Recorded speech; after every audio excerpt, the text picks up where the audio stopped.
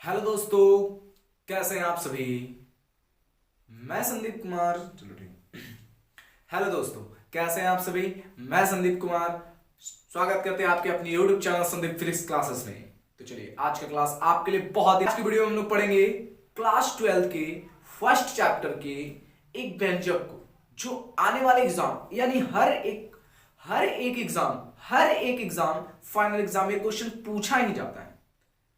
Maximum बारी question पूछे जा चुके हैं। सभी स्टूडेंट को ये डर लगा रहता है कि शायद वो क्वेश्चन पूछ ना दे। तो चलिए, इस वीडियो को देखने के बाद आपको इस डर खत्म हो जाने वाला है। यानी ये वीडियो आपके लिए बहुत ही इंपॉर्टेंट, बहुत ही हेल्पफुल साबित होने वाला है। एकदम बिना स्किप के इस वीडियो को देखिए। क्वेश्चन क्या, पहले उसके बारे में जान लेते हैं। क्वेश्चन है कि विद्युतीय द्विध्रुव के कारण स्थित किसी बिंदु पर विद्युतीय क्षेत्र का व्यंजक निकालना है। सिंपल सा क्वेश्चन। जितना आसान आपको पढ़ने में इस क्वेश्चन को लग रहा है, उतना ही आसान आपके लिए बनाने वाले हैं। तो बिना स्किप के इस वीडियो को जरूर देखिए। ये वीडियो आपके लिए बहुत इंपॉर्टेंट है, बहुत ही हेल्पफुल साबित होगा। जिसको भी डर लगता है कि नहीं हमें अक्षय निकालना नहीं आता है, हमें निरक्षय निकालना नहीं आता है, तो वो बिल्कुल ही घबराना बंद कर दीजिए, क्योंकि इस वीडियो को देखने के बाद आप बिल्कुल भी आपका डर, सारा डर खत्म होने वाला है। ठीक है, तो चलिए हम लोग देखते हैं इस वीडियो को।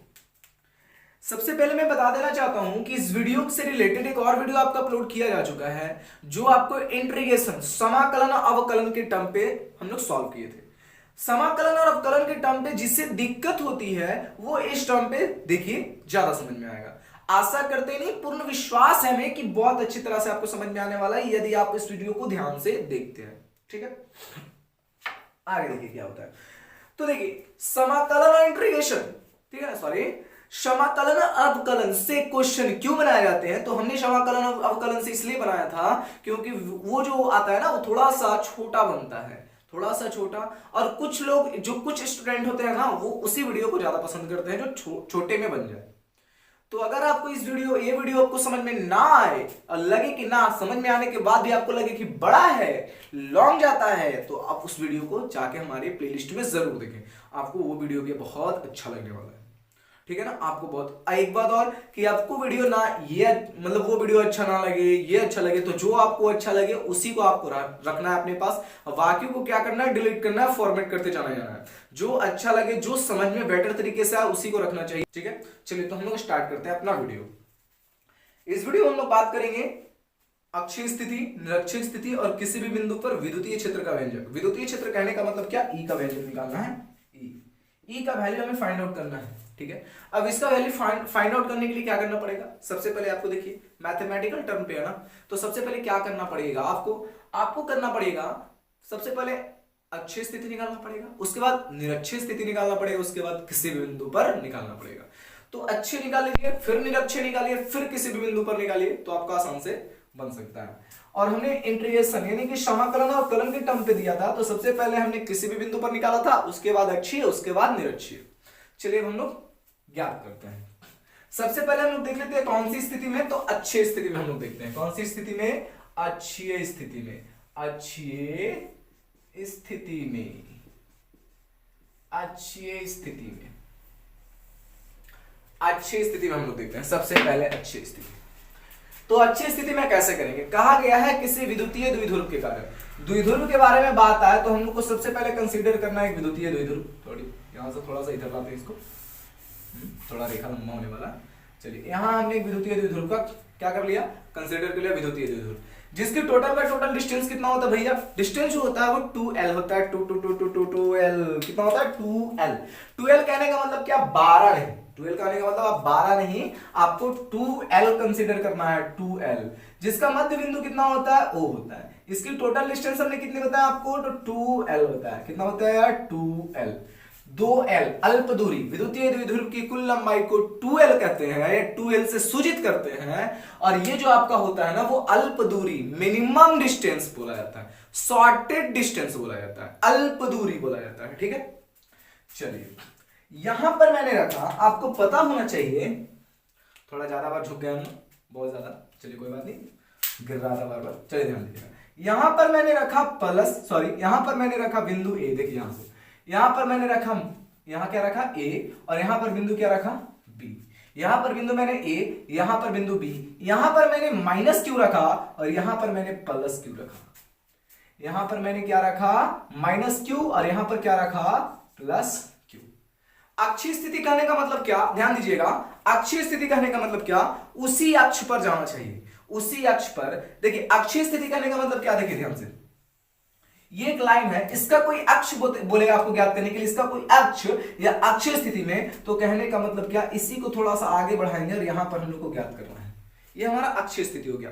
निरक्षीय स्थिति बोलेगा तो निरक्षीय कहने का मतलब आप इस तरह से कंसीडर कर सकते हैं, इसके जस्ट लंबवत, इसके जस्ट लंबवत आप कंसीडर करिएगा तो यह क्या हो जाएगा, निरक्षीय स्थिति। तो हमको ज्ञात बोला है करने के लिए अक्षीय स्थिति में, अक्षीय स्थिति में किसका मान ज्ञात करने के लिए बोला है, ई का, और कौन से बिंदु पर, बिंदु पी पर। चलिए ध्यान दीजिएगा, चलिए अक्षीय स्थिति में बिंदु पी पर हमने इसे थोड़ा सा आगे बढ़ाया, ध्यान दीजिएगा, हमने इसे क्या किया, थोड़ा सा आगे बढ़ाया, थोड़ा सा आगे बढ़ाया, यहां पर मैंने कंसीडर कर दिया कि बिंदु यहां पर क्या है, पी है। यहां पर हमें क्या करना है, विद्युतीय क्षेत्र का मान ज्ञात करना है। आपको ज्ञात होना चाहिए, यहां पर देखिए ध्यान से, आपको जो ज्ञात होना चाहिए क्या, प्लस क्यू आवेश के कारण विद्युतीय क्षेत्र की जो दिशा होती है ना, वो दूर की ओर होती है, ठीक है ना, वो दूर होती है। प्लस क्यू आवेश के कारण विद्युतीय क्षेत्र की दिशा वो दूर की ओर होती है, ठीक है, कहां होती है, दूर। तो यहां से प्लस क्यू आवेश के कारण विद्युतीय क्षेत्र की जो दिशा होगी वो विद्युतीय दूर से दूर की ओर होगी, यानी इधर होगी, इसका जो डायरेक्शन होगा प्लस क्यू आवेश के कारण। आपको इतना भी पता होना चाहिए कि हमेशा प्लस वाला त्यागता है, माइनस वाला ग्रहण करता है।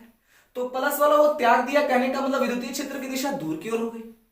अब यहां पर हमने माइनस क्यू आवेश के कारण विद्युतीय क्षेत्र की दिशा को ज्ञात करना हो, माइनस क्यू आवेश के कारण विद्युतीय क्षेत्र की दिशा ज्ञात करना हो, तो कहां हो जाएगा, इधर, किसकी ओर, माइनस क्यू आवेश की ओर। प्लस क्यू के कारण उससे दूर, माइनस क्यू के कारण माइनस क्यू की तरफ, क्योंकि उसको ग्रहण करने का पावर है।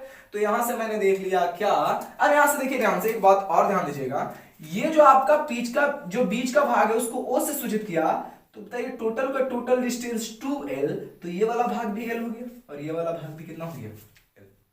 अब देखिए कोई भी विद्युतीय द्विध्रुव की जो डिस्टेंस नापी जाती है ना, वो मध्य बिंदु से नापी जाती है। तो मध्य बिंदु हमारा O है, O से मध्य बिंदु हमारा O है, और O से P तक का डिस्टेंस को हम लोग R से कंसीडर करेंगे। कितना से कंसीडर करेंगे, R से। O से P तक का डिस्टेंस को हम लोग कितना से कंसीडर करेंगे, R से। ध्यान दीजिएगा फिर से, सबसे पहले मैंने विद्युतीय द्विध्रुव लिया जिसकी लंबाई 2l माना, उसका मध्य बिंदु माना O, ठीक है, उसका एक भाग को माना l, दूसरे भाग को भी माना l। अक्षीय स्थिति में बोला गया तो अक्ष कहने का मतलब उसी के समांतर आगे की ओर रेखा जाएगा, तो ये आपका अक्षीय स्थिति है, ठीक है। तो अक्षीय स्थिति में हमने बिंदु P तक इसको बढ़ाया, क्यू आवेश के कारण, माइनस क्यू आवेश के कारण विद्युतीय क्षेत्र की दिशा माइनस क्यू आवेश की ओर, प्लस क्यू आवेश के कारण विद्युतीय क्षेत्र की दिशा प्लस से दूर होगा, ठीक है। अब देखा हमने O से P तक के बीच की दूरी को हमने कितना माना, R माना। अब यहां से ध्यान दीजिएगा एक बात को, अब देखिएगा A से P तक, सॉरी बिंदु B के कारण है ना, क्यू आवेश के कारण, तो यहां से यहां का डिस्टेंस आपको निकालना होगा, BP का वैल्यू निकालना होगा। तो ध्यान दीजिएगा BP का वैल्यू निकालना है, तो देखिए यहां से लेकर के O से P तक की दूरी में से O से B तक की दूरी को हम निकाल दे, तो क्या B से P तक की दूरी ना निकल जाए। O से P तक की दूरी में से O से B तक की दूरी को हम निकाल दे, तो क्या B से P तक की दूरी ना निकल जाए। तो बस यहां से देखिएगा BP का वैल्यू पूछ रहा है, BP का वैल्यू हमसे यदि ज्ञात करना हो तो सबसे पहले आपको क्या करना पड़ेगा, OP माइनस OB। OP का वैल्यू जो आपका आया है, OP का वैल्यू R है और OB का वैल्यू कितना है, L है, R माइनस। उसी तरह हमें ज्ञात करना है कितना, AP का वैल्यू। तो AP इज इक्वल टू हमें देखना है AP का वैल्यू, देखिए OP में से OA को जोड़ दे तो क्या हमारा AP ना निकल जाए, इतना में इतना और जोड़ दें तो ये टोटल का टोटल डिस्टेंस ना निकल जाए। तो हमें क्या करना पड़ेगा, AP में जोड़ना पड़ेगा, AP का फॉर्मूला निकालना आपको, तो क्या करना पड़ेगा, सबसे पहले OP लिखना पड़ेगा और इसमें जोड़ देना पड़ेगा आपको OA को, जिसमें OP का वैल्यू आपको पता है R है और प्लस है, तो प्लस OA का वैल्यू है आपको L है। तो एक हो गया R प्लस L और दूसरा हो गया R माइनस L, ठीक है ना। तो R प्लस L किसके कारण हो गया, R प्लस L। तो R प्लस L आपका हो गया किसके कारण, R प्लस L हो गया आपको बिंदु B के कारण, सॉरी बिंदु A के कारण R प्लस L और बिंदु B के कारण हो गया आपका R माइनस L, ठीक है। अब हमें यहां ज्ञात करना है कौन सी स्थिति में, अक्षीय स्थिति में।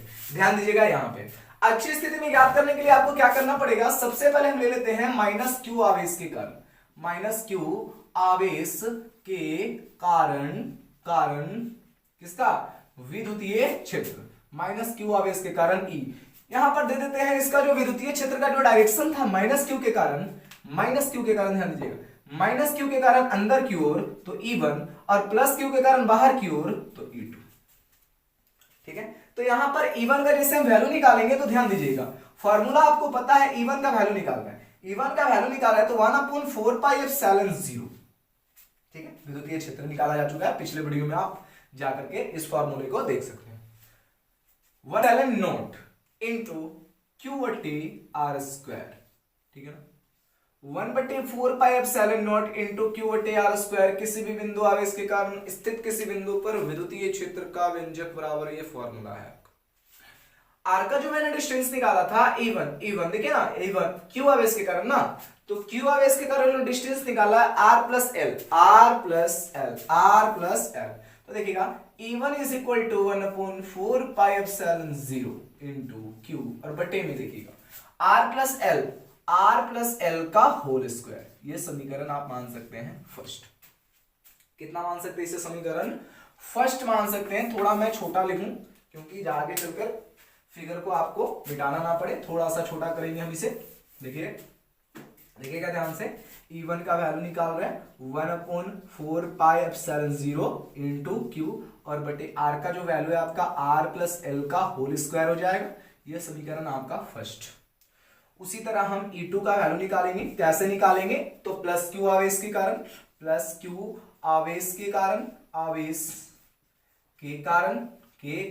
किसका मान, E2 का वैल्यू निकालना है। किसका वैल्यू निकालना है आपको, यहां पर E2 का वैल्यू निकालना है, E2 का। तो हमें कैसे ज्ञात करना है, ध्यान दीजिएगा, वही फॉर्मूला आपको निकालना है। E2 is equal to 1/4 pi epsilon 0 होगा इनटू Q, और बटे में R² हो जाएगा।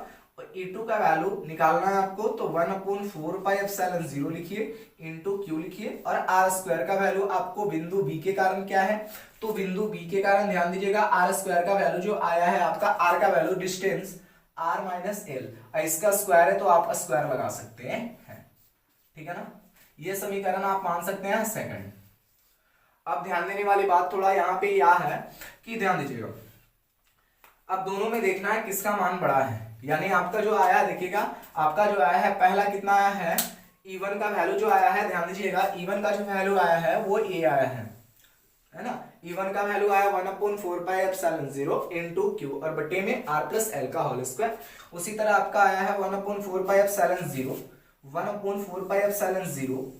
0 इनटू Q बटे R माइनस L का होल स्क्वायर। इस तरह से देखिएगा कौन सा मान बड़ा है और कौन सा मान छोटा है। तो ध्यान दीजिएगा, इसमें हम किससे किसको घटाएंगे, जब तक ना घटाएंगे तब तक हमको रिजल्टेंट वैल्यू नहीं मिलेगा। तो रिजल्टेंट वैल्यू निकालने के लिए हमें क्या करना पड़ेगा, बड़े में से छोटे को घटाना पड़ेगा। तो बड़ा यहाँ पर कौन है, कौन सा वैल्यू बड़ा है, समीकरण 1 बड़ा है या 2 बड़ा है। तो हमें ज्ञात करने के लिए सिंपल सा फंडा है, ध्यान दीजिएगा, यदि किसी संख्या के नीचे में बड़ा अंक हो, यदि किसी संख्या के नीचे में, मान लेते हैं किसी संख्या के नीचे में 5 लिखा रहे, तो एक 2 का कितना भाग हो जाएगा, 5 भाग हो जाएगा। यदि किसी संख्या के नीचे में लिखा रहे 3, ये 2 का कितना भाग हो जाएगा, 3 भाग हो जाएगा। तो बताइएगा दोनों में बड़ा कौन है, दोनों में बड़ा कौन है, ये वाला बड़ा है। यानी यदि किसी संख्या के नीचे में छोटा अंक हो तो वो वाला भाग क्या होता है, बड़ा होता है। यदि किसी संख्या सेम होना चाहिए, यदि किसी संख्या के नीचे में छोटा अंक हो या छोटा अंक हो तो वो वैल्यू बड़ा होगा। यदि वही संख्या के नीचे में बड़ा अंक हो उसकी अपेक्षा, तो वह वैल्यू क्या हो जाएगा, छोटा हो जाएगा। अब हम देख लेते हैं यहाँ पे थोड़ा कौन बड़ा और कौन छोटा है। देखिए यहाँ पर R प्लस L का होल स्क्वायर है, तो प्लस वाली साइन कहने का मतलब बड़ा। जब बड़ा होगा तो ये आपका हो जाएगा छोटा पूरा का पूरा वैल्यू, क्योंकि बड़े अंक से हम डिवाइड करेंगे तो छोटा हो जाएगा। यही देखिएगा R माइनस L का होल स्क्वायर, तो माइनस करने का मतलब छोटा, और छोटा रहेगा, छोटे अंक से भाग देंगे तो क्या हो जाएगा, ये वैल्यू बड़ा हो जाएगा। तो जब भी हम घटाएंगे तो क्या घटाएंगे, E2। यहां पर ध्यान दीजिएगा, E2 क्या है, बड़ा है, किससे बड़ा है, E1 से बड़ा है। E2 किससे बड़ा है, E1 से बड़ा है। तो E2 जब E1 से बड़ा है तो हम कैसे ज्ञात करेंगे, सबसे पहले घटाएंगे E2 को किसमें से, E1 को। रिजल्टेंट वैल्यू निकालना आपको, रिजल्टेंट वैल्यू निकालना है तो E2 में से किसको घटाना पड़ेगा, आपको E1 को घटाना पड़ेगा। तो ध्यान दीजिएगा, हम E2 में से E1 को किस तरह से हम घटाते हैं। तो E का वैल्यू निकालने के लिए आपको E2 माइनस क्या करना पड़ेगा, E1 करना पड़ेगा। तो E2 का वैल्यू आपको लिख देना है, कितना है E2 का वैल्यू, तो E2 का वैल्यू आपका है 1/4 पाई एप्सिलॉन 0 इनटू क्या आया आपका Q, और बटे में क्या आया R माइनस L का होल स्क्वायर। उसके बाद आपका आया माइनस, फिर 1/4 पाई एप्सिलॉन 0, फिर कितना आया आपका आया इनटू Q, और बटे में कितना आया R प्लस L का होल स्क्वायर आ गया। ठीक है, अब इसमें जो कॉमन है उसे हम बाहर निकालेंगे। तो कॉमन आपका क्या है, ध्यान दीजिएगा, 1/4 पाई एप्सिलॉन 0 कॉमन है इनटू Q कॉमन है, तो Q को हम इसी के साथ यहां 1 से मल्टीप्लाई करके लिख देते हैं, कोई दिक्कत। उसके बाद जितने सारे भाग है उसको अंदर डालते हैं। अंदर कितना है, R माइनस L का होल स्क्वायर और माइनस 1/R प्लस L का होल स्क्वायर। चलिए यहां तक किसी को कोई तकलीफ, R माइनस L का होल स्क्वायर और R प्लस L का होल स्क्वायर, कोई दिक्कत यहां तक। अब क्या करना पड़ेगा, ध्यान दीजिएगा, E is equal to Q और बटे में आपका 4 pi epsilon 0 into 4 pi epsilon 0 into, अब ध्यान दीजिए, अब क्या हो जाएगा, यहां ध्यान दीजिएगा, ये आप एलसीएम निकाल सकते हैं, तो एलसीएम निकालिएगा तो R माइनस L का होल स्क्वायर और हो जाएगा R प्लस L का होल स्क्वायर। ये वाले से ये वाले चला गया, बचा कितना, ये, तो R प्लस L का होल स्क्वायर।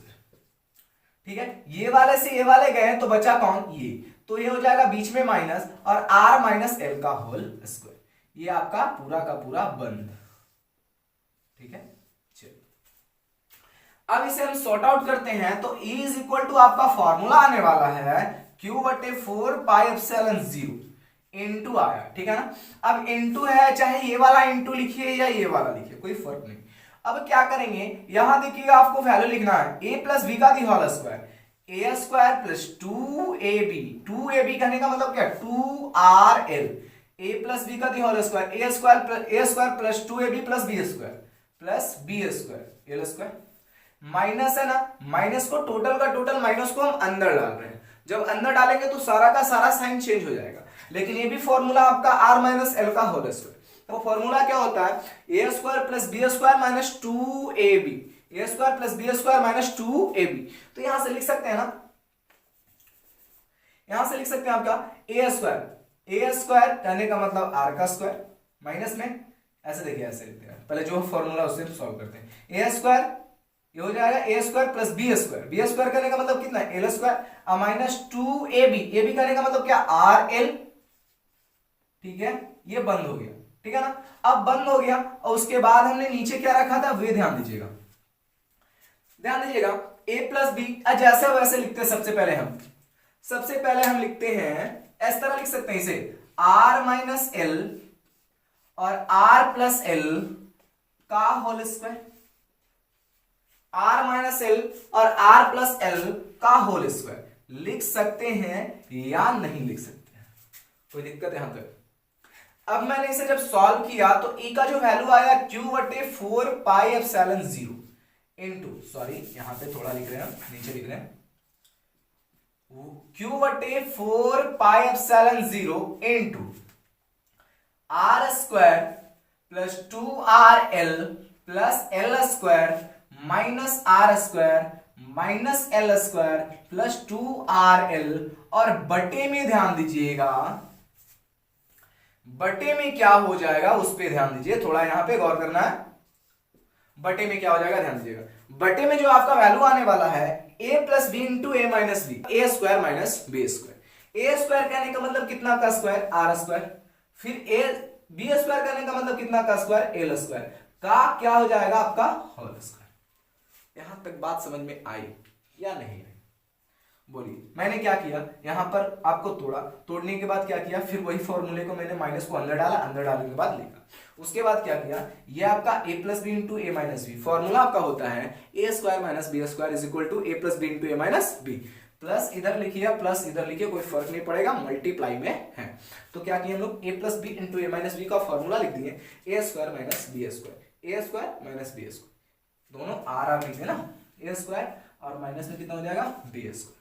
अब देखिए इसको हमने बंद किया, ये बाहर में है, ये बाहर में है आपका क्यू बटे 4 पाई एप्सिलॉन 0, ये आपका बाहर में है, इसे हमने बाहर में रहने दिया।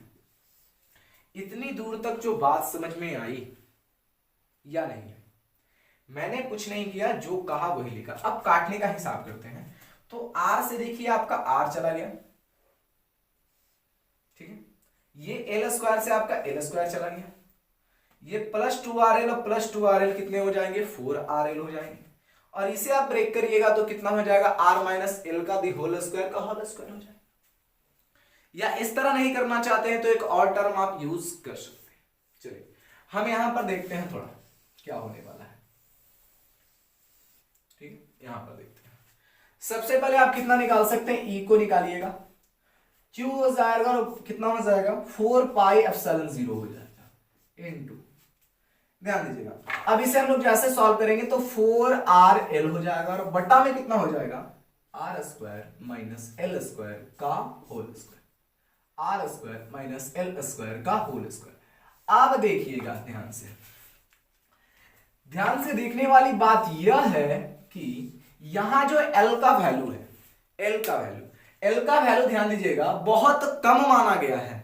न्यूनतम दूरी, ऐसे आपको पता होना चाहिए, विद्युतीय द्विध्रुव की कुल लंबाई को 2l से सूचित करते हैं और अल्प दूरी ही 2l माना जाता है। उसे भी मैंने दो भागों में डिवाइड किया, तो जहां से l का जो वैल्यू है वो r के सामने, l का जो वैल्यू है वो r के सामने बहुत छोटा माना जाएगा, शून्य के बराबर माना जाएगा। जब उसे शून्य के बराबर मानेंगे, या बोल सकते हैं कि r के सापेक्ष l का मान छोड़ देने पर, तो आपका जो वैल्यू आने वाला है इज इक्वल टू क्यू बटे 4 पाई एप्सिलॉन 0 इंटू 4rl, और बटे में आपका आ जाएगा r स्क्वायर का होल स्क्वायर। अब r स्क्वायर का होल स्क्वायर करिए या r के पावर को 4 लिखिए, कोई फर्क पड़ेगा, r के पावर 4 लिखिए या r स्क्वायर का होल स्क्वायर करिए।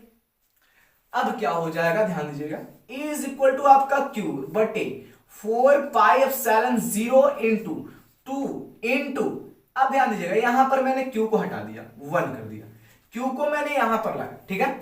अब देखिए 2 इंटू 2, ठीक है, 2 2 2 4, q को यहां से हटा के मैं यहां लाने वाला हूं, ठीक है, यहां से हटा के मैं यहां लाने वाला हूं, 1 रख दिया ऊपर में, q 2, अब देखो q को वहां लाया ना, q रख दिया, q को यहां लाया तो q रख दिया, 2q, उसके बाद मैंने l रखा, उसके बाद मैंने r रखा, कोई फर्क पड़ा, गुणा में है, मैं आगे रखूं पीछे रखूं कोई फर्क नहीं पड़ेगा। मैंने 4 को दो भागों में ब्रेक किया, 2 2 4 हो गया, q को मैंने रखा, l को रखा, r को रखा और बटा में क्या किया, r का पावर 4 रखा। या यहां से एक और लफड़ा मैं हटा सकता हूं, ध्यान दीजिएगा थोड़ा, एक और मैं यहां से थोड़ा से छोटा कर सकता हूं, कैसे, उस पर ध्यान दीजिए। चलिए यहां से ही मैं छोटा करता हूं, ये देखिए r है ना, एक r यहां पे और 4r यहां पे, मैं इसमें से कट दूं, इसमें से एक r को काटूं, यानी कहने का मतलब इसे 4 ना लिखकर क्या मैं इस तरह लिख सकता हूं, r का पावर 3 और गुना में r के पावर 1, तो ये r से ये r खत्म हो गया, बचा कितना, r का पावर 3, बोलिए कोई फर्क पड़ा। तो अब देखिए ध्यान से, अब क्या हो गया, 4 हो गया। अब 4 को मैं ब्रेक करूं यहां से, 2 दुना का कितना होता है, 4, तोड़ दिया, q था तो मैंने q लिखा, l था तो मैंने l लिखा और बटा में कितना लिखा, r q। बस यही आपको समझनी है बात। अब ध्यान दीजिए क्या होने वाला है, 1/4 पाई एप्सिलॉन नॉट 2ql। एक बात आपको पता होना चाहिए, थोड़ा यहां ध्यान दीजिए, 2ql is equal to p, विद्युतीय द्विध्रुव आघूर्ण को p से सूचित करते हैं, p बराबर फॉर्मूला होता है 2ql। अब यहां से मैं 2ql को हटा के क्या p ना लिखूं, लिख सकता हूं ना P, कितना लिख सकता हूं P। तो जो आपका फॉर्मूला आने वाला है, इस फॉर्मूले पे ध्यान दीजिएगा, जो आपका फॉर्मूला एकदम एग्जैक्ट फॉर्मूला जो आने वाला है उस पे ध्यान दीजिए। क्या आएगा आपका E is equal to 1/4πε0 into 2P और बटे में कितना हो जाएगा RQ। ये आपका रिजल्टेंट वैल्यू है अक्षीय स्थिति। तो आशा करते हैं कि यह समझ में आया होगा। अगर ना समझ में आया तो वीडियो को फिर से रिवर्स करके देखिए, जरूर समझ में आएगा। तो देखिए ये हमारा अक्षीय स्थिति था।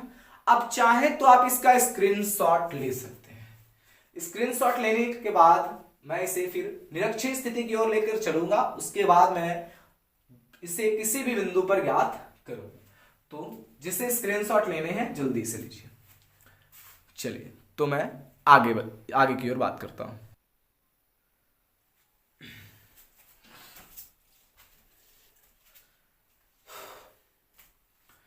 चलिए तो अब हम लोग बात करते हैं निरक्षीय स्थिति की ओर। निरक्षीय स्थिति कैसे ज्ञात करेंगे उसे ध्यान दीजिएगा। वही विद्युतीय द्विध्रुव के कारण हमें ज्ञात करना है निरक्षीय स्थिति भी, ध्यान दीजिए।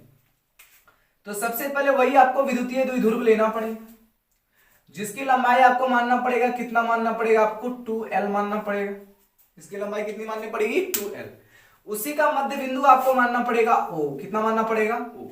निरक्षीय कहने का मतलब क्या बताया थे आपको, उससे जस्ट लंबवत यानी लंब पर। आप निरक्षीय कहने का मतलब यहां पर भी ज्ञात कर सकते हो, यहां पर भी, यहां पर भी, यहां पर भी, यहां पर भी, आपको जहां मन करे वहां ज्ञात कर सकते हो। लेकिन सपोज मैंने यहां पर मान दिया, यहां पर एक बिंदु माना, यहां पर एक बिंदु माना, जिस बिंदु का नाम मैंने दिया P, यहीं पर हमें ज्ञात करना है विद्युतीय क्षेत्र का व्यंजक।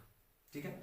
अब एक बात और बता देते हैं आपको, यहां पर मैंने जो आवेश माना वो -Q, यहां पर जो आवेश माना वो +Q। इस वाले बिंदु को मैंने माना A, यहां नीचे लिखूं मैं, इस वाले बिंदु को मैंने माना, इस वाले बिंदु को A माना, इस वाले बिंदु को मैंने माना B। ठीक है। यहां पर हमें ज्ञात करना है क्या, विद्युतीय क्षेत्र। कोई दिक्कत? ठीक है। यहां पर मैंने विद्युतीय क्षेत्र ज्ञात किया, ज्ञात करना, इस वाले रेखों को मैं मिला रहा हूं। यहां से मैंने A को मिला दिया, B से P तक को मिला दिया, और A से मैंने P तक को मिला दिया। अब यहां पर देखिएगा क्या होता है, कहानी देखिए ध्यान से। क्या क्या मिलाया मैंने, A से मिलाया कहां तक, P तक, और B से मैंने मिलाया कहां तक, P तक, और ये वाले को मैंने परपेंडिकुलर यहां लंब माना, निरक्षीय स्थिति को मैंने बताया। टोटल का टोटल डिस्टेंस मैंने कितना माना 2L। और देखिएगा O से P तक के डिस्टेंस को मैं किससे डिनोट करूं, तो O से P तक के डिस्टेंस को मैं स्मॉल r से डिनोट कर देता हूं। कितने से डिनोट कर देता हूं, स्मॉल r से। एक बात और आपको पता होना चाहिए, +Q आवेश के कारण विद्युतीय क्षेत्र की दिशा कहां होगी, बाहर की ओर। +Q आवेश के कारण विद्युतीय क्षेत्र की दिशा बाहर, बाहर कहां होगी, बाहर की ओर होगी। तो मैं कुछ इस तरह से इसको गणना कर दूं, क्या कर दूं, +Q आवेश के कारण विद्युतीय क्षेत्र की दिशा बाहर की ओर होगी, तो ये विद्युतीय क्षेत्र की दिशा हमें ज्ञात करवाएगा, +Q आवेश के कारण कहां होगी, बाहर की ओर। कोई दिक्कत? अभी मैंने बताया था +Q आवेश के कारण विद्युतीय क्षेत्र की दिशा प्लस से दूर, -Q आवेश के कारण विद्युतीय क्षेत्र की दिशा माइनस की ओर। अब ध्यान दीजिएगा, -Q आवेश के कारण विद्युतीय क्षेत्र की दिशा कहां होगा, माइनस की ओर होगा। तो यहां पर मैंने मान लिया कुछ इस प्रकार से। अब देखिए ये वाले जब मैंने एक लंब रखा, ये एक लंब रखा, या बोल सकते हैं एक लंबार्धक है, मध्य बिंदु पर मैंने O माना इसे। अब बताइए यहां पर कितना डिग्री का कोण बनाएगा, 90 डिग्री का। कितना डिग्री का कोण बनाएगा, 90 डिग्री का। उसका बात आप खत्म कीजिए, वो वाले कोण से हमें कोई मतलब नहीं है। हम इस वाले कोण को मैं मानूं, कितना मानूं, थीटा। कितना मान लेता हूं, इस वाले कोण का मैं मान दूं थीटा। तो बताइए कि यह बिंदु, यह जो रेखा है लंबार्धक है, तो ये वाला कोण थीटा, तो ये वाला कोण भी क्या हो जाएगा, थीटा। ये वाला कोण थीटा, तो ये वाला कोण भी क्या हो जाएगा, थीटा। अब आपको पता होना चाहिए कि जब ये कोण थीटा दोनों, तो ये वाला कोण कितना हो जाएगा, तो ये वाला कोण हो जाएगा आपका 2 थीटा। कितना हो जाएगा, 2 थीटा। ये वाला कोण कितना थीटा हो जाएगा, 2 थीटा। तो 2 थीटा हो जाएगा। एक बात और थोड़ा सा यहाँ पे गौर करिएगा आप, कि जब यहां पर विद्युतीय क्षेत्र की दिशा आपको हो गया किसके कारण, बी बिंदु के कारण, ये बिंदु के कारण यहां पर विद्युतीय क्षेत्र की दिशा E1, और बी बिंदु के कारण इस विद्युतीय क्षेत्र की दिशा मैंने मान लिया कितना, E2। कितना माना, E1 के कारण हो गया A, और B1 का कारण हो गया क्या, B। अब क्या करना है यहां पर, अब देखिए ध्यान से, इस प्रकार का कोई टर्म रहे, ठीक है, यहां पर कोई कोण माने, और इसका बोले कि है कोई एक रेखा यहां पर है, एक इधर की ओर गमन कर रहा है, एक वेक्टर इधर की ओर गमन कर रहा है, एक वेक्टर इधर की ओर गमन कर रहा है, तो इसका रिजल्टेंट वैल्यू निकालने के लिए आपको एक फॉर्मूला होता है। रिजल्टेंट वैल्यू निकालने के लिए फॉर्मूला होता है A square plus B square plus 2ab cos theta. A square plus B square plus 2ab cos theta. तो आपको कुछ नजर आ रहा होगा, ए इधर देखिए यहां से ऐसे ऐसे आया, फिर एक इधर की ओर, एक इधर की ओर, तो यहां से आपको जस्ट रिजल्टेंट वैल्यू निकालने के लिए कहती ना बुआ, तो ये वाला हो जाएगा, ये जो है हो जाएगा नहीं, तो ये आपका रिजल्टेंट वैल्यू कितना मैंने माना ए। बस ये फिगर समझ में आना चाहिए आपको। नहीं समझ में आया तो बता रहे हैं आपको, रिवर्स करिए फिर से देखिए, जरूर समझ। ओ से पी तक का डिस्टेंस कितना माना मैंने यार, क्यों यहां पर प्लस रखा है, यहां पर माइनस रखा है, इस बिंदु का मान ए दिया, इस बिंदु का मान बी दिया, बी दिया, क्या दिया, बी दिया। टोटल का टोटल विद्युतीय द्विध्रुव की कुल लंबाई 12 मैंने माना। लंबवर्धक है तो ये कोण थीटा, तो ये भी कोण थीटा। जब ये दोनों कोण थीटा तो ये वाला कोण कितना होगा, 2 थीटा। कौन परमेशे, तो वहिष्य कोण के परमेशे। कौन से परमेशे, वहिष्य कोण के परमेशे। ये कोण कहने का मतलब बोल सकते हैं वहिष्य कोण का मान आंतरिक कोण के मान के योग के बराबर होता है। चलिए हमें ज्ञात करना है बिंदु बी के कारण डिस्टेंस, ए के कारण डिस्टेंस, यानी बी से पी तक का डिस्टेंस भी ज्ञात करना पड़ेगा और ए से पी तक का डिस्टेंस भी ज्ञात करना पड़ेगा। तो क्या मैं ए से पी तक और बी से पी तक का डिस्टेंस ना ज्ञात कर लूं, तो देखो यहां से क्या करेंगे हम लोग, सबसे पहले माइनस, चलिए ठीक, यहां पर लिख लेते हैं माइनस क्यू आवेश के कारण, आवेश के कारण, कारण क्या हो जाएगा, माइनस क्यू आवेश के कारण E1 होगा ना, E1 का माइनस क्यू आवेश के कारण E1। तो माइनस क्यू आवेश के कारण E1 को निकालने से पहले आप निकाल लीजिएगा सबसे पहले, तो कर्ण निकालने के लिए आपको फॉर्मूला होगा पाइथागोरस थ्योरम से। किसका, पाइथागोरस प्रमेय से। तो पाइथागोरस प्रमेय में क्या बताता है, कर्ण स्क्वायर बराबर लंब स्क्वायर प्लस आधार स्क्वायर। कर्ण स्क्वायर बराबर लंब स्क्वायर प्लस में कितना का स्क्वायर, आधार का स्क्वायर। तो कर्ण स्क्वायर कहने का मतलब कितना, एपी। सपोज दैट मैंने एपी मान लिया, एपी का स्क्वायर इज इक्वल टू कितना हो जाएगा बोलिए, लंब स्क्वायर कहने का मतलब कितना, आर का स्क्वायर, लंब हो जाएगा ना आर का स्क्वायर। स्क्वायर को मैं यहां से हटा दूं और हटा के इस पे मैं रूट चढ़ा दूं, कोई दिक्कत, आर का स्क्वायर प्लस कितना का स्क्वायर, आधार कहने का मतलब कितना एल, और देखिए लंब कहने का मतलब कितना, तो आधार का स्क्वायर करने का मतलब एल का स्क्वायर। तो एपी का जो वैल्यू आया आपका कितना आ गया, R square plus L square, under root में R square plus L square. एक बात ध्यान दीजिएगा, जो एपी का वैल्यू है वही बीपी का वैल्यू होगा, क्योंकि देखिए दोनों एक दूसरे के बराबर है, आपका रेखा कोण भी बराबर है, तो यहां से आप लिख सकते हैं AP is equal to BP. AP is equal to कितना, बीपी। तो जो वैल्यू एपी का वही वैल्यू आपका किसका आ गया, बीपी का। तो एपी का वैल्यू निकालिए तो ए आपका इसका वैल्यू आ जाएगा आपका R square plus L square.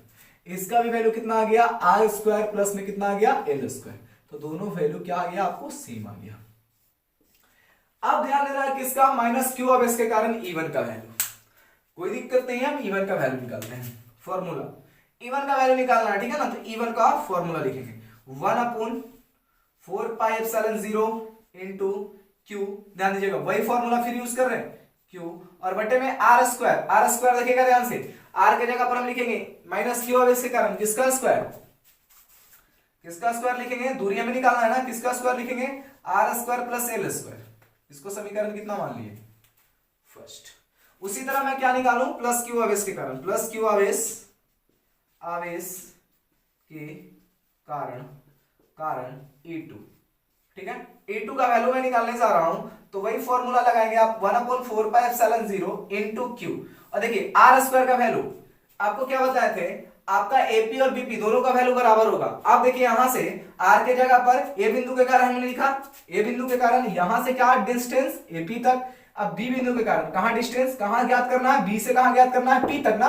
तो बीपी का डिस्टेंस कितना है आपको, वही है R square plus L square. अब एक बात यहां पे गौर करिए, गौर करने वाली बात यह है कि जो आपका E1 का वैल्यू है वही आपका E2 का वैल्यू है। ध्यान दीजिएगा, फिर से आपको बात समझा रहे हैं। बात यह है कि फॉर्मूला आपको पता होना चाहिए 1/4πε0 इंटू क्यू बटे आर स्क्वायर, ठीक है, ये फॉर्मूला है। डिस्टेंस कहने का मतलब क्या, माइनस क्यू ऑफ एस के कारण जो बिंदु पर निकाल रहे हैं वहां तक का डिस्टेंस, अब प्लस क्यू ऑफ एस के कारण जो बिंदु पर निकाल रहे हैं वहां तक का डिस्टेंस। तो माइनस क्यू ऑफ एस के कारण यहां से यहां तक का डिस्टेंस, कहने का मतलब एपी का डिस्टेंस, एपी का डिस्टेंस इतना आया। प्लस क्यू ऑफ एस के कारण जो निकाल रहे हैं, कहने का मतलब बी से पी तक का डिस्टेंस, तो बीबी का वैल्यू भी इतना आया। तो यहां से हमको ज्ञात करना है, तो एपी का डिस्टेंस मैंने लिख दिया, आर का डिस्टेंस मैं देखो एपी का डिस्टेंस मैंने लिखा, एपी का वैल्यू कितना आया R square plus L square, तो मैंने लिख दिया। बीपी का वैल्यू एपी के बराबर है, तो R square plus L square, कोई दिक्कत। यहां से आपको ज्ञात होना चाहिए कि जो E1 का वैल्यू है वही E2 का वैल्यू है, जो वैल्यू E1 का वही वैल्यू E2 का। तो क्या आप यहां नहीं लिख सकते हैं एक बात को, E1 है जो बराबर है किसके, E2 के, किसके बराबर है E2 के, जो मान E1 का आया है वही मान E2 का आया है। तो यहां से आपको रिजल्टेंट वैल्यू निकालने के लिए एक फॉर्मूला बताए थे आपको, क्या होगा रिजल्टेंट वैल्यू निकालने वाले, क्या हो जाएगा, ए स्क्वायर कहने का मतलब आपका आ जाएगा E1 का स्क्वायर प्लस, बताया थे ना क्या होगा, A square plus B square plus 2ab cos theta.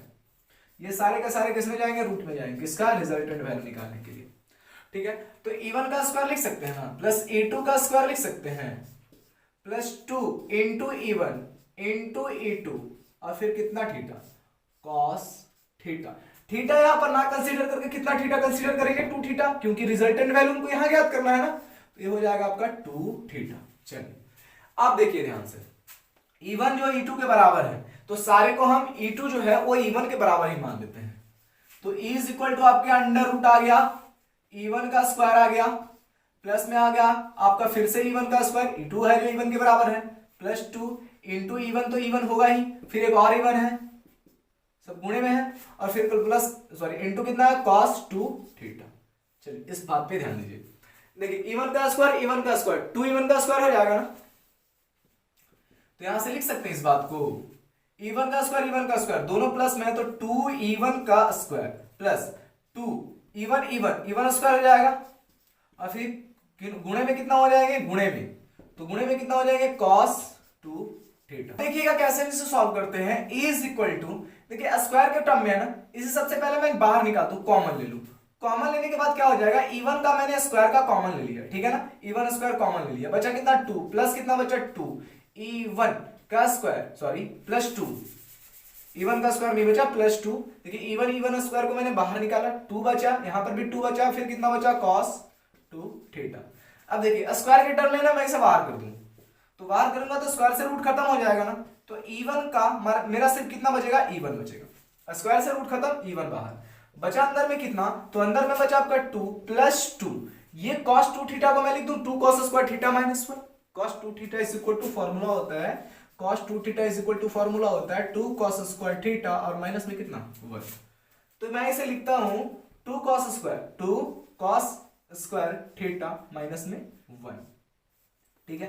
अब इसे सॉल्व करो, E1 अंडर रूट 2 प्लस 2 दूना 4 cos स्क्वायर थीटा, 2 इकाई 2, अब देखिएगा ये 2 से ये 2 कैंसल आउट हुआ, तो E1 E का वैल्यू जो E का वैल्यू आया वो E1 अंडर रूट,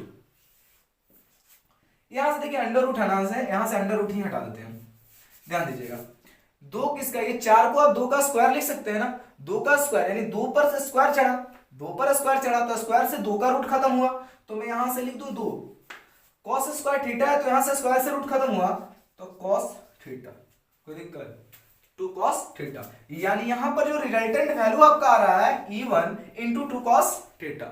तो मैं यहां से देखिए रिजल्टेंट वैल्यू निकालने के लिए cos थीटा का फॉर्मूला निकाल चुका हूं, cos theta is equal to, sorry यहां cos थीटा का मैंने वैल्यू नहीं निकाला क्या, चलिए cos थीटा का मैंने वैल्यू नहीं निकाला, चलिए यहां से मैं cos थीटा का सबसे पहले वैल्यू निकाल लेता हूं, ध्यान दीजिए यहां पर cos थीटा का वैल्यू निकालते हैं, तो cos थीटा का वैल्यू निकालने के लिए क्या हो जाएगा, देखिए ध्यान से cos थीटा बराबर क्या होता है, आधार बटे कर्ण, बेस बटे हाइपोटेनस, बेस कितना है आपका L, बेस कितना है L और हाइपोटेनस कितना है आपका, देखिए दोनों तरफ तो सेम ही है ना, तो कितना हो जाएगा, हाइपोटेनस कितना हो जाएगा r square plus L square, तो आपको cos थीटा का फॉर्मूला यानी cos थीटा का जो वैल्यू आपको यहां पर आया है उसे आप लिख सकते हैं। तो ये ध्यान दीजिएगा E is equal to E1, यहां से मैं E1 का भी वैल्यू लिख दूं। E1 का वैल्यू कितना आया ध्यान दीजिएगा, E1 का वैल्यू देखिएगा 1/4 पाई एप्सिलॉन 0 इनटू Q और बटे में कितना under root R square plus L square, ठीक है, under root R square plus whole square आएगा, है ना, ठीक है। तो ध्यान दीजिएगा यानी कहने का मतलब फॉर्मूला आपको पता होना चाहिए था, यही फॉर्मूला था ना आपका 1/4 पाई एप्सिलॉन 0 इनटू Q बटे आर स्क्वायर। तो आर स्क्वायर के टर्म में से सॉल्व करेंगे। तो यहां से मैंने क्या निकाला, यहां से मैंने वैल्यू लिखा, सॉरी यहां से वैल्यू लिखा, तो यहां से वैल्यू आपका आएगा इसका पूरा का पूरा स्क्वायर जाएगा, ये भी आपका पूरा का पूरा स्क्वायर जाएगा, ठीक है ना, थोड़ा सा मिस्टेक था, सुधार लीजिए। अब क्या आएगा आपका under root R square plus L square का होल स्क्वायर। गलती में थोड़ा छूट गया था जल्दी जल्दी में, क्या दिक्कत है भाई, पहाड़ थोड़ी रह गया, छूट जाता है। चलिए यहां ध्यान दीजिए, तो 1/4 पाई एप्सिलॉन 0, ठीक है, Q बटे R square plus L square का होल स्क्वायर, ये रूट में सारे थे, ठीक है, इनटू 2 है 2 लिखा, cos थीटा का वैल्यू हमें निकाला, कितना निकाला b/h, b/h का मतलब कितना l और बटे में R square plus L square.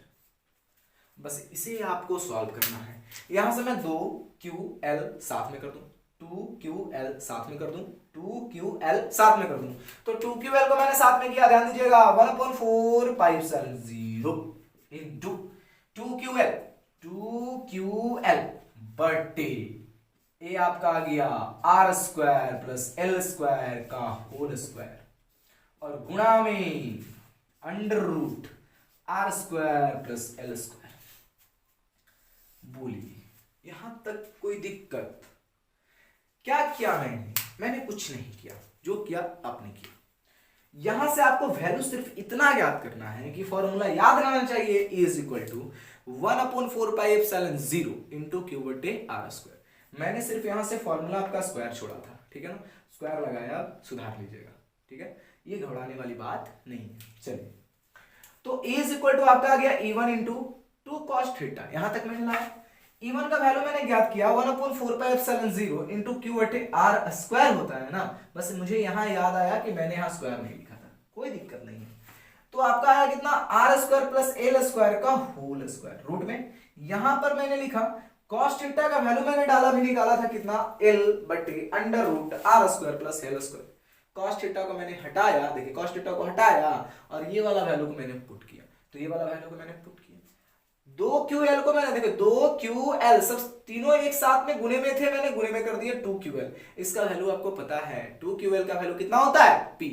तो आपका हो गया is equal to 1/4 pi epsilon 0 into 2ql बटे कितना हो गया 2ql बटे हो गया ये वाला और ये वाला गुणन फॉर मल्टीप्लाई में under root R square plus L square का होल स्क्वायर गुणा R square plus L square. कोई दिक्कत नहीं है भैया। अब ध्यान दीजिए हम इसे कैसे सॉल्व करते हैं, बस थोड़ा सा बच गया हो। यहां तक बात समझ में आ गई, बस थोड़ी सी बातें और है वो इससे भी समझ लीजिए आप लोग। मैं थोड़ी सी बातें और समझाने का प्रयास करूंगा, ध्यान दीजिएगा। 2ql का मतलब p होता है, ज्ञात है यहाँ पे। आपको सिर्फ वैल्यू किसका ज्ञात करना है, यहां से इसे ब्रेक करना है। ब्रेक करते हैं कैसे, ध्यान दीजिएगा। अब आपको पता होना चाहिए, क्या पता होना चाहिए, क्या पता होना चाहिए, क्या पता होना चाहिए। तो पता ये होना चाहिए कि यहां से R square plus L square का होल स्क्वायर है, कितना है R square plus L square का होल स्क्वायर है।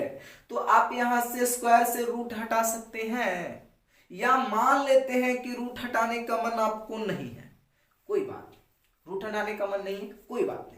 रूट हटाते हैं तो आप उसके पावर 1/2 लिख सकते हैं। देखिएगा ध्यान से, मैं इसे सॉल्व कर रहा हूं, थोड़ा सा ध्यान दीजिएगा। जब आपको लिखा रहे √3 तो आप इसे लिख सकते हैं 3 के पावर 1/2। जब आपको लिखा रहा है √3 तो 3 के पावर 1/2। जब आपको लिखा रहा है √4 तो आप लिख सकते हैं 4 के पावर 1/2। कहने का मतलब कैसे 4 के पावर 1/2 लिखेगा, देखिए 4 का हम रूट निकालेंगे तो कितना हो जाएगा 2। इसे मैं सॉल्व करूं 4 का पावर 1/2 तो क्या लिख सकते हैं 2 का स्क्वायर और गुणे में 1/2। ये जो बाहर वाला पावर रहता है वो गुणे में चले जाते हैं, तो 2 से 2 खत्म, बचा कितना 4। मैं फिर से बता रहा हूं, ध्यान दीजिएगा, मैं एक बार फिर से प्रयास कर रहा हूं, ध्यान दीजिएगा। इस बार 4 नहीं 5 लो, ठीक है। या लिखा रहे √25, इसे हम लिख सकते हैं 25 का पावर 1/2, ठीक है। आप इसका एक और टर्म लिख सकते हैं 5 का स्क्वायर। ये जो स्क्वायर है ना, बाहर वाले जो पावर 1/2 है उससे मल्टीप्लाई में रहते हैं, ठीक है। तो जब इसे काटिएगा तो 5 आएगा कि नहीं आएगा, कोई दिक्कत? तो ध्यान दीजिएगा, आप उसे हटा सकते हैं, हटा कब सकते हैं? जब उसको हम लोग किस फॉर्म में रखेंगे? ये जो आपको नजर आ रहा है इसे जस्ट मैंने ऐसे कर दिया, ये देखिए रूट हटा रहे हैं, r², यहां पे लिख रहे मैंने, देखिएगा r², ठीक है, प्लस l² का पावर 1/2, r² प्लस l² का पावर 1/2, रूट हटाया मैंने, गुणे में देखिए पावर में स्क्वायर था, स्क्वायर रहने दिया, कोई दिक्कत? बोलिए, कोई तकलीफ बताइए, कोई तकलीफ नहीं ना। अब ध्यान दीजिएगा, मैंने इसको ऐसे लिखा, फिर गुणा किया, r² प्लस l² का पावर 1/2, बोलिए कोई दिक्कत? आधार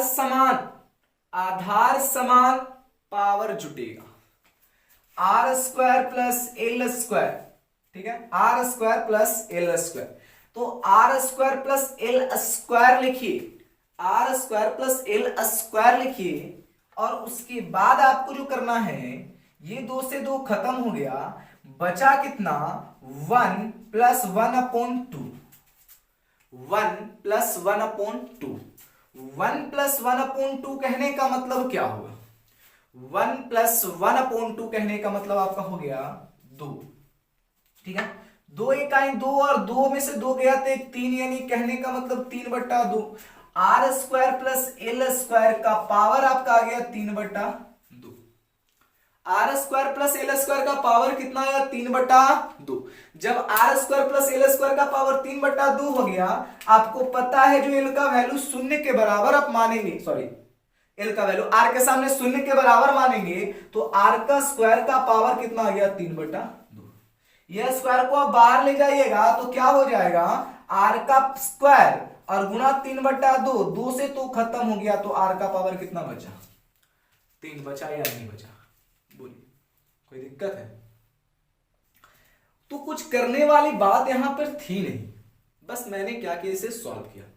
बस आपको ये समझ में नहीं आया तो फिर से इसे रिवर्स करके देख लीजिएगा, उतारना है उतार लीजिए। मैं पावर डायरेक्ट लिखने वाला हूं, इतना को सॉल्व करने के बाद मैं लिखने वाला हूं डायरेक्ट r का क्यूब, ठीक है ना। मैं बाहर से फिर से मैं उसे उस वाले फॉर्म में नहीं ले जाऊंगा, बस फिर से मैं समझा रहा हूं, एक बार ध्यान दे दीजिएगा। क्या मैंने किया, ध्यान दीजिए, r प्लस l का होल स्क्वायर, रूट हटाया, क्या बोला? रूट हटा के आप 1/2 लिख सकते हैं, रूट हटा के क्या लिख सकते हैं? 1/2 लिख सकते हैं। मैंने रूट हटाया 1/2 लिखा, 2 से 2 कटेगा, ठीक है।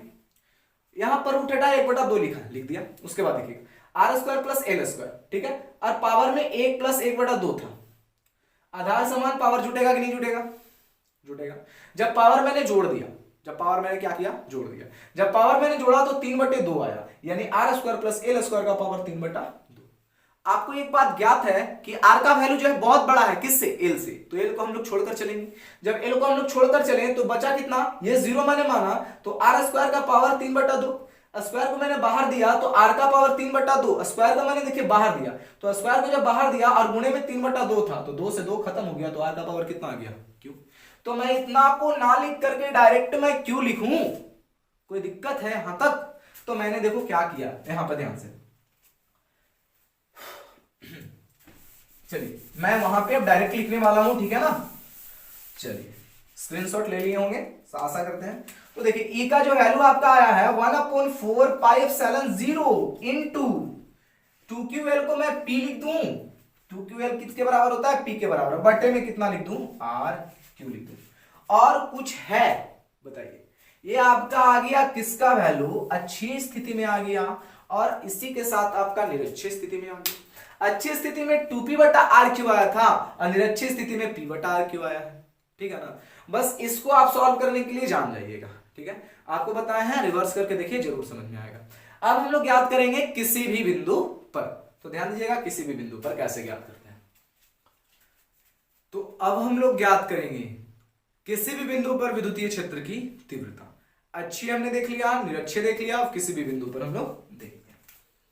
तो सबसे पहले इसके डायग्राम को समझेंगे। तो डायग्राम में सबसे पहले देखिएगा विद्युतीय द्विध्रुव लेंगे, विद्युतीय द्विध्रुव, विद्युतीय द्विध्रुव की कुल लंबाई को हम लोग 2L से सूचित करते हैं। कितने से सूचित करते हैं? 2L से। ये कितनी बार जान चुके हैं आप लोग? 2L से। इसका मध्य बिंदु मैंने मान लिया कितना? O। कितना माना मैंने? O। इसके मध्य बिंदु को मैंने O से कंसिडर किया। यहां पर मैंने रख दिया -Q, यहां पर कितना रखा? +Q। यहां पर मैंने रखा +Q। यह बिंदु A और यह बिंदु B मैंने माना। ठीक है, यदि मैं इधर मानूं तो यह अक्षीय स्थिति हो जाएगा और इधर मानूं तो निरक्षीय स्थिति हो जाएगा, परपेंडिकुलर मानूं तो।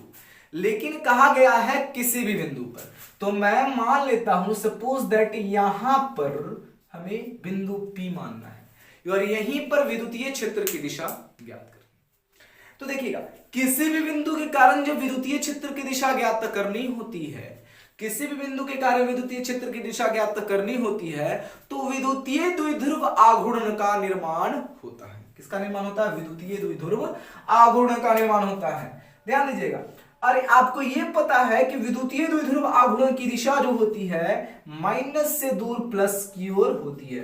तो मैं यहां पर मान लेता हूं कि यह विद्युतीय द्विध्रुव आघूर्ण मैंने मान लिया P। विद्युतीय द्विध्रुव आघूर्ण मैंने मान लिया P। इसका आप क्वांटिटी भी बता सकते हैं कि विद्युतीय द्विध्रुव आघूर्ण क्या है? एक सदिश राशि है। ठीक है, तो मैं यहां पर क्या करूं? यहां पर ज्ञात करना है हमें विद्युतीय क्षेत्र की दिशा। तो मैं इस वाले रेखे को थोड़ा सा यहां में मिला दूं। ठीक है, सपोज यहां पर जो कोण का निर्माण करेगा इसको मैंने मान लिया कितना? थीटा। कितना मान लिया? थीटा। इसको मैं थोड़ा सा यानी कल्पना करता हूं, सपोज मैं थोड़ा सा बढ़ाता हूं इधर। बताइए, यहां पर मैंने इसे थोड़ा सा बढ़ाया, थोड़ा सा बढ़ा दिया। ठीक है, यहां पर बढ़ाया, उसके बाद ध्यान दीजिएगा थोड़ा सा और क्या करना है, और कुछ कल्पना करना है, उसे भी ध्यान दीजिए। कल्पना यह करना है कि यह देखिए कोई एंगल यदि थीटा कोण पर हो, कोई एंगल यदि या कोई दो रेखा, कोई दो वेक्टर थीटे कोण पर हो, तो इसको जो 20 से डिवाइड करने वाली रेखा होती है, यह 20 से डिवाइड कौन कर रहा है? यह 20 से डिवाइड कर रही है। तो यह 20 से डिवाइड करने वाली जो रेखा है, इसके बगल वाले भी जो कोण होगा वो भी थीटा कहलाएगा। अब ध्यान दीजिएगा, छोड़िए ये सब बातें,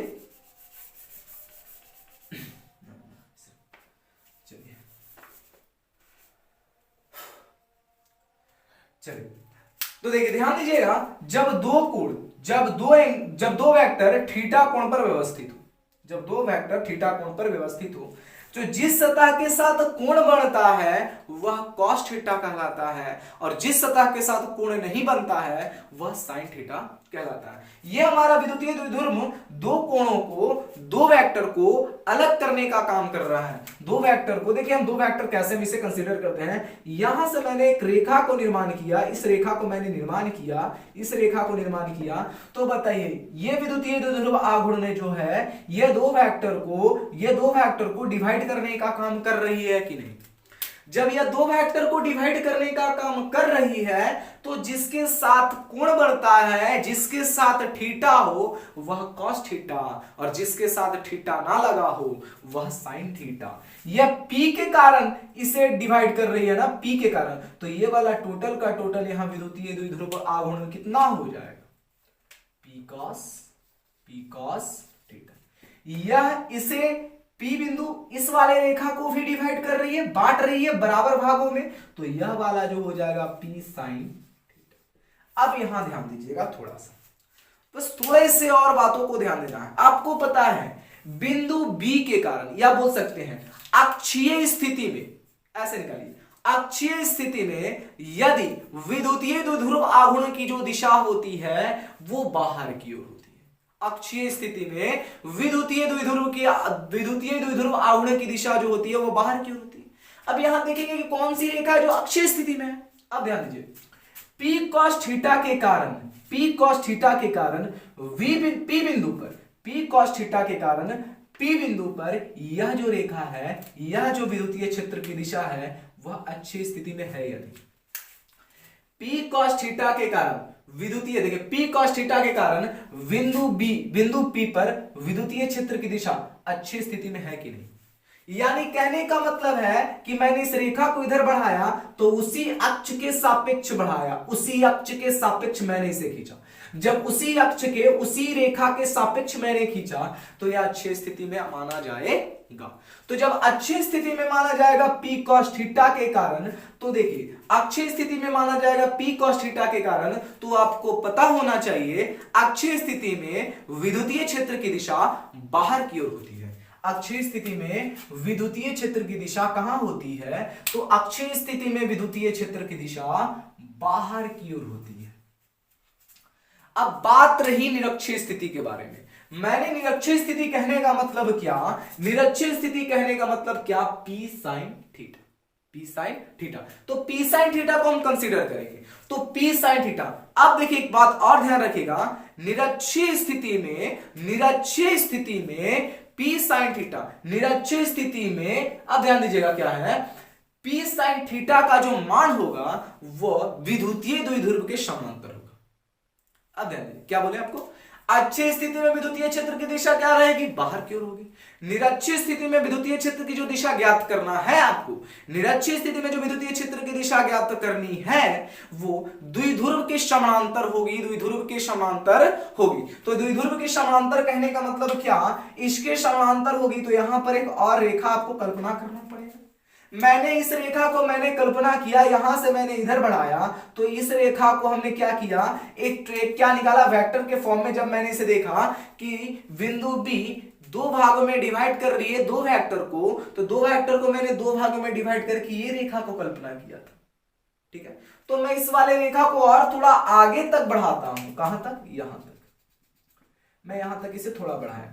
जब मैंने इसे बढ़ाया तो आप देखिएगा यह बिंदु P पर, P cos थीटा पर ये वाला जो रेखा है यह परपेंडिकुलर है या निरक्षीय स्थिति में है या नहीं है, या नहीं है। बिंदु P पर यहां से देखिएगा अच्छी स्थिति P cos थीटा, अच्छी स्थिति P cos थीटा पर यह जो रेखा है यह लंबवत है या निरक्षीय स्थिति में है या नहीं। जब यह निरक्षीय स्थिति में है, लंबवत है, निरक्षीय स्थिति में है, तो आपको पता होना चाहिए निरक्षीय स्थिति में विद्युतीय क्षेत्र की दिशा किसकी होती है, आघूर्ण के समांतर होती है। आघूर्ण कहने का मतलब क्या, घूमने वाला काम करता है। ठीक है ना, तो ये आपका जो विद्युतीय द्विध्रुव के कारण एक और निर्माण हुआ वो क्या हो गया, विद्युतीय द्विध्रुव आघूर्ण। जब विद्युतीय द्विध्रुव आघूर्ण निकाले तब ना P लगा यहां पे। ठीक है ना, जब किसी भी बिंदु पर हमको ज्ञात करने बोलेगा विद्युतीय क्षेत्र की दिशा, तो उस समय विद्युतीय द्विध्रुव आघूर्ण का निर्माण होगा। तो विद्युतीय द्विध्रुव आघूर्ण मैंने P माना। ठीक है, इस रेखा को मैंने यहां पर विद्युतीय द्विध्रुव आघूर्ण मैंने P माना। चलिए ठीक है, इस वाले रेखा को मैंने P माना है, मान सकते हैं आप, कुछ और भी मान सकते हैं, दोनों सेम लग रहा है, कोई दिक्कत नहीं है। अब ध्यान दीजिए, यहां पर मैंने माना, यहां से यहां रेखा मैंने मिलाया, इस रेखा को थोड़ा सा आगे बढ़ाया, कल्पना किया, यहां पर एक कोण, या बोल सकते हैं एक फॉर्मूले के हिसाब से मैंने देखा कि जब दो वेक्टर को कोई आघूर्ण अलग कर रहा है, कोई आघूर्ण अलग कर रहा है, यहां से मैंने एक रेखा कंसीडर किया, तब देखिए रेखा कंसीडर किया ना, तो दो वेक्टर को जब कोई आघूर्ण अलग कर रहा है तो जिसके साथ थीटा लगा रहे वह कॉस थीटा, जिसके साथ थीटा ना लगा रहे वह साइन थीटा। तो देखिए P आघूर्ण, यह आघूर्ण ना अलग कर रहा है तो P cos थीटा, ये देखिए अलग कर रहा है तो P sin थीटा, इसके साथ कोण नहीं बना तो P sin थीटा, इस रेखा के साथ कोण बना तो P cos थीटा। उसके बाद मैंने इस रेखा के समानांतर एक और रेखा यहीं पर थोड़ा आगे बढ़ाया। जब मैंने आगे बढ़ाया तो देखा P cos थीटा पर यानी अच्छी स्थिति पर यह रेखा निरक्षीय रूप में है या नहीं। जब निरक्षीय रूप में है, यह आघूर्ण निरक्षीय रूप में है, इसे हम लोग आघूर्ण से कंसीडर करेंगे। जब यह आघूर्ण निरक्षीय स्थिति में है तो आपको एक बात पता होनी चाहिए, P sin थीटा के कारण बिंदु P पर निरक्षीय स्थिति में विद्युतीय क्षेत्र की दिशा किसकी समानांतर होती है, विद्युतीय द्विध्रुव आघूर्ण के समानांतर होती है। तो यहां पर जो विद्युतीय क्षेत्र की दिशा होगी ये इसके समांतर होगी, यानी यहां पर जो दिशा होगी कुछ इस प्रकार से होगी। अब ध्यान दीजिएगा, जब यहां पर हमको क्या माना गया, बिंदु E1 माना गया, ये वाला E1, तो यह वाला क्या हो जाएगा आपका E2, ये वाला क्या हो जाएगा, ये विद्युतीय क्षेत्र हमारा E1 माना गया है, तो यह विद्युतीय क्षेत्र कितना होगा, E2 होगा। ठीक है ना, ये हमारा E1 है, तो यह वाला विद्युतीय क्षेत्र कितना मानेंगे हम, E2 मानेंगे। ठीक है, तो E1 के कारण देखिएगा, E1 माने गया, क्यों माना गया E1, क्योंकि P cos थीटा के कारण निकला था, थीटा का निर्माण किया था, जिस सतह के साथ कौन बनता वो cos थीटा, तो यह बाहर की ओर गया था, प्लस क्यू आवेश के कारण बाहर की ओर गया था, या बोल सकते हैं विद्युतीय द्विध्रुव आघूर्ण, या बोल सकते हैं ऐसे, विद्युतीय द्विध्रुव आघूर्ण के कारण विद्युतीय क्षेत्र की दिशा बाहर की ओर होती है। जब विद्युतीय क्षेत्र की दिशा बाहर की ओर हो गई तो इसको हम लोग E1 मान लिए, और इसको हम लोग कितना मान लिए, E2 मान लिए। रिजल्टेंट वैल्यू आपको ज्ञात करना हो तो इस वाले को हम लोग रिजल्टेंट वैल्यू मान सकते हैं। ठीक है, तो इसका मान आपको ज्ञात करना है। जब इसका मान आपको ज्ञात करना है तो बस एक आसान सा फॉर्मूला आप यूज करिएगा, उस हिसाब से आपका व्यंजक निकल जाएगा। तो देखिए, सबसे पहले हम लोग देखेंगे क्या, किसी भी बिंदु पर किसी भी बिंदु पर E का वैल्यू निकालना है। ठीक है, अब देखेंगे P cos थीटा के कारण, किसके कारण, P cos थीटा के कारण अक्षीय स्थिति में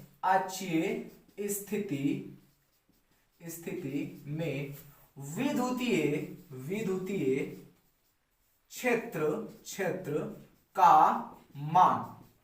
क्षेत्र का मान क्या हो जाएगा, अच्छी स्थिति में विद्युतीय क्षेत्र का मान क्या हो जाएगा, उसके क्या हो जाएगा, बाहर की मान बाहर की ओर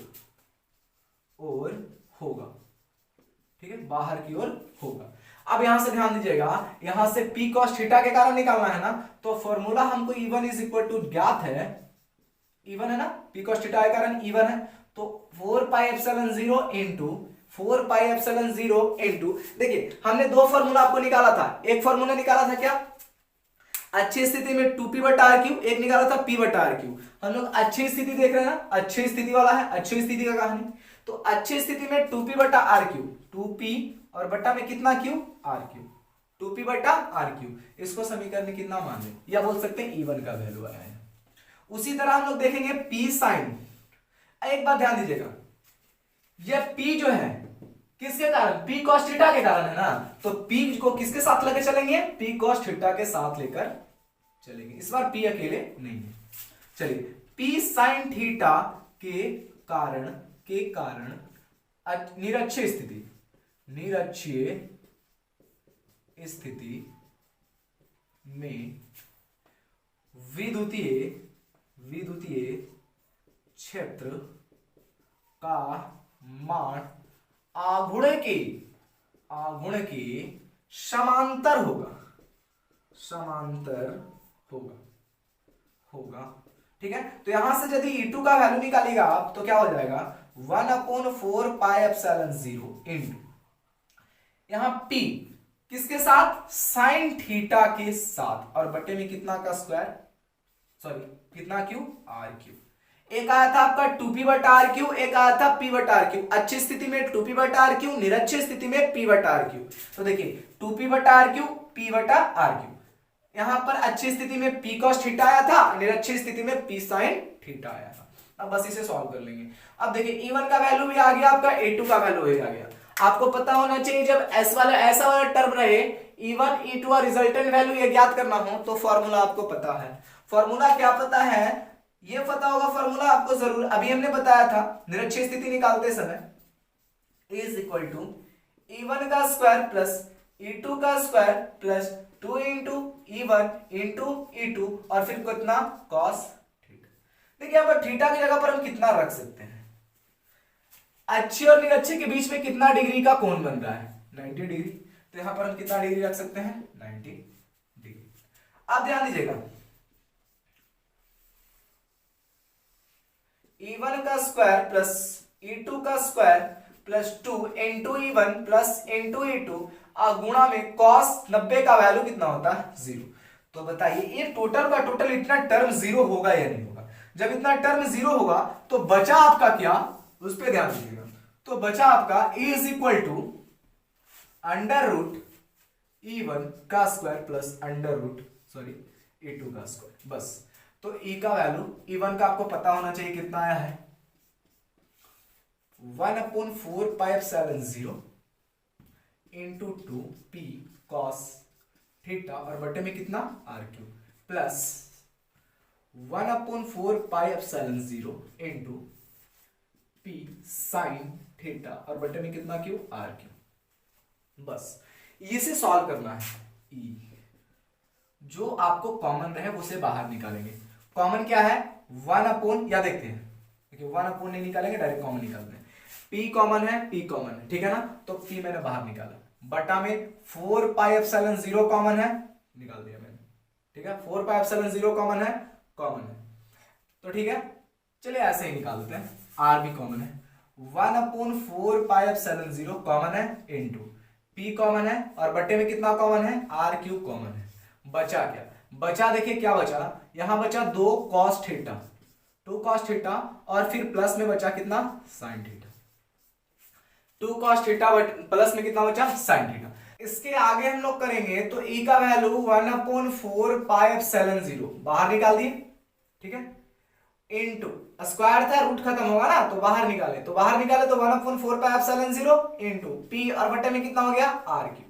अंदर कितना बचा तो उसे पे ध्यान देना है, अंदर वाले पे 2 का स्क्वायर करेंगे तो 4 हो जाएगा, cos स्क्वायर थीटा हो जाएगा, प्लस है तो प्लस sin स्क्वायर थीटा हो जाएगा, ठीक है। अब इसे हम लोग सॉल्व करते हैं तो क्या हो जाएगा is equal to 1/4πε0 into p और बटे में r³। इसे देखिए कैसे सॉल्व करते हैं, 4 cos स्क्वायर थीटा, ठीक है, प्लस sin स्क्वायर थीटा का एक फॉर्मूला होता है 1 माइनस cos स्क्वायर थीटा। तो इसे हम लोग 1 माइनस cos स्क्वायर थीटा के टर्म से ज्ञात कर सकते हैं। तो देखिएगा यहां पे 4 है, यहां पर 1 है, घटेगा, ये माइनस में या प्लस में है। देखिए अगले वाले कॉन्सेप्ट में हम इसे घटाते हैं, 1/4πε0 इंटू p और बटे में r³ into 4 cos square theta और माइनस 1 cos स्क्वायर थीटा, तो 3 cos स्क्वायर थीटा प्लस में कितना हो गया 1। तो ये आपका जो फॉर्मूला आने वाला है 1/4πε0 into 2√3 cos square theta plus 1 और बटे में कितना आ गया r³।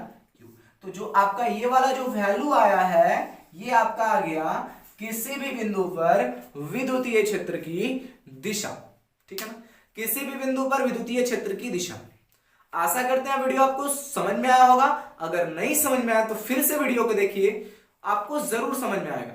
रही बात तो फिगर की, तो इस फिगर में कुछ रखा नहीं है, आप इसे कॉमन तरीके से लीजिए, हार्ड तरीके से मत लीजिए, कॉमन लीजिएगा, एकदम नॉर्मल तरीके से लीजिएगा। तो नॉर्मल तरीके से लेने के बाद आपको यह समझ में आएगा। नहीं समझ में आया तो बार बार बोल रहे हैं आप वीडियो को पीछे से देखिए, फिर से देखिए, जरूर समझ में आएगा, ठीक है।